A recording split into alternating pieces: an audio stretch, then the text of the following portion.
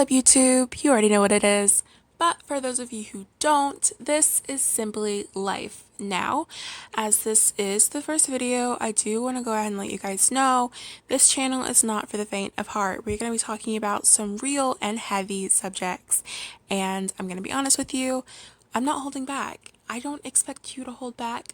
We all know life definitely does not hold back. So I want to be real with you guys. I want to be open. I want to be honest. I want us to be able to talk about any and everything.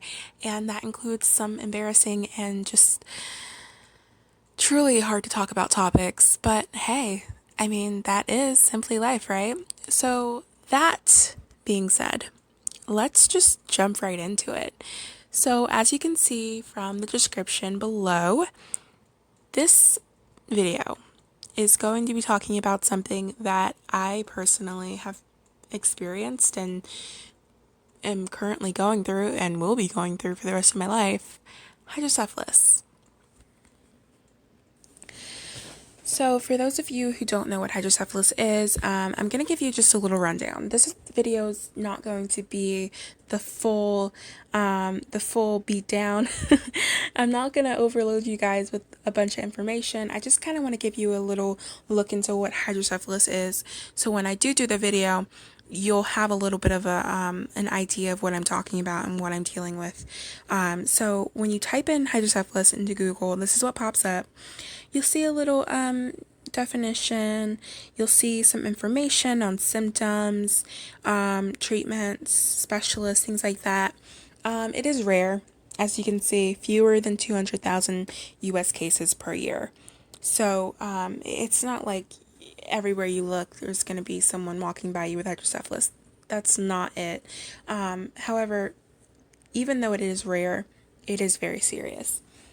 It's definitely not something to be taken lightly. So there are different levels to hydrocephalus.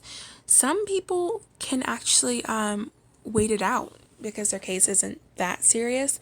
Sometimes their bodies, after a certain amount of time, will just kind of kick in and do what it needs to fix the problem and self-correct, and then they don't need additional medical treatment. Others, they do. I'm one of those people. I end up having to get a shunt. Not the best experience for me. You'll find some people who have had amazing experiences with their shunt. I am not one of those people. If you ask me about my overall rating of my shunt, like my positive outlook on it is less than 30%. I'm thankful, I'm appreciative of the things that it does, but there's a lot that comes with it that isn't really talked about. But anyway, you'll see here some symptoms.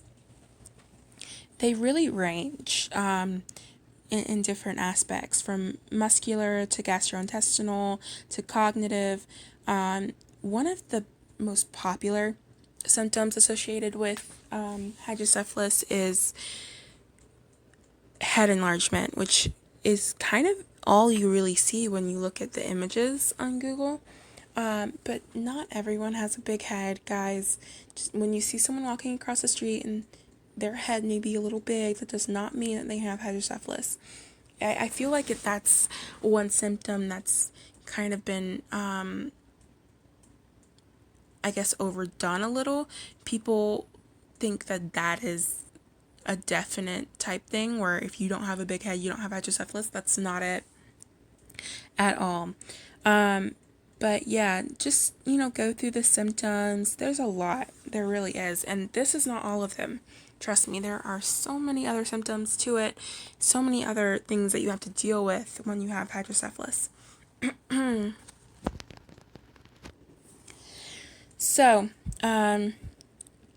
symptoms aside, I do want to say, when you search hydrocephalus, I've noticed that they really pay more attention to infants and older adults. They never really talk about the transitional period from being a young person to being a young adult. So I definitely have been trying to find more information on that. But anyway, treatments. As I said before, I have a shunt. As you can see under medical procedure, That is a long name that I am not going to try to pronounce. But most people just call it a VP shunt. So if you hear that term, that's basically what it means. But yeah, a VP shunt is basically, it's like this little tube that gets put inside of your head. They drill a small hole into your skull, and it drains the fluid into a cavity of your body. Usually it's the stomach or chest. For me, it's my stomach, and it has to be a cavity that can absorb that excess fluid. And that fluid is usually spinal fluid. So a little bit later, you're going to see some stuff on like sensitivity to noise, which is a huge one for me. It really kind of messes with your head, because I know for me, when I hear certain sounds, it makes me angry. Like, I'll just get really angry out of nowhere, or I'll get really sad and I'll start crying or tearing up. It has very diverse effects on my mental health. So the weirdest of symptoms to other people are so common and just in a weird and kind of sad roundabout way normal for me and for so many other people who suffer from hydrocephalus or anything like it. So you're going to see a lot of information on this page. You'll see a little bit of a deeper meaning, a breakdown of what hydrocephalus is, what it means, and a little bit of information on that, some symptoms for specific age groups and things like that. So all of this is just a little bit of additional information that I want you guys to kind of look through. Do your own research if you want to, but I wanted to give you guys an idea of what I'm going to be talking about in the next video, because I'm going to just jump right in. And I'm going to be talking about my personal journey, some things that I've gone through, because there's so much that is not said online, that is not said by the doctors, that you guys need to know, whether you are personally suffering from hydrocephalus or you're indirectly suffering from hydrocephalus, because let's be real, the family, specifically the parents of children with hydrocephalus, they go through this every day and they are just as confused as the patients are. There are things you need to know. There are things I want you to know. There are things that I wish that I had known that I know now that I want to share with you. So yeah, that is the gist of this video. It's basically just kind of like an intro to the video that really is gonna get in depth of what you need to know, what you may want to know, and so on and so forth. However, I do want you guys to comment any questions that you have so that I can do the research, or I can make it a point to focus on those areas and those aspects so that I can answer your questions. Because I gotta tell you, my medical journey within the last 18 years has been extensive, crazy, just out of this world. I don't even know what to say to describe my medical journey. There's so much that I've learned, whether it was the easy way or the hard way. And I want you guys to get that info. I really do. And I know that there's going to be stuff that I'm going to leave out because I'm not going to think about it right away. So please leave a comment, ask questions, make comments about, some stuff that maybe you've gone through or anything like that. But yeah, stay tuned, because that video will be coming out within the next week or two, depending on how things go and how my health is doing. But yeah, like, subscribe, do whatever.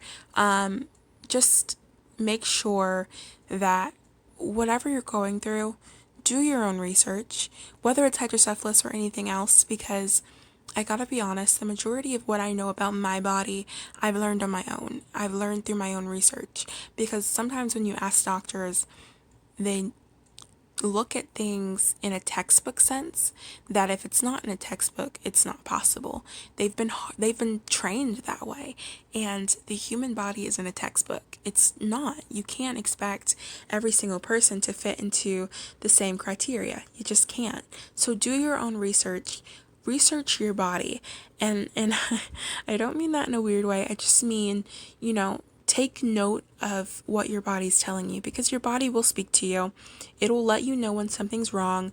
You just have to pay attention. So, intro aside, I want you guys to check out some of these videos. The one that just stopped playing, I really enjoyed that. I'm still watching that because it's over an hour, but that really got into a deeper area than a lot of other videos do.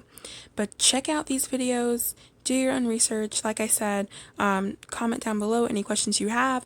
That is it for now. You have been watching Simply Life, and I cannot wait to share with you guys even more in the time and the crazy, crazy life that is to come.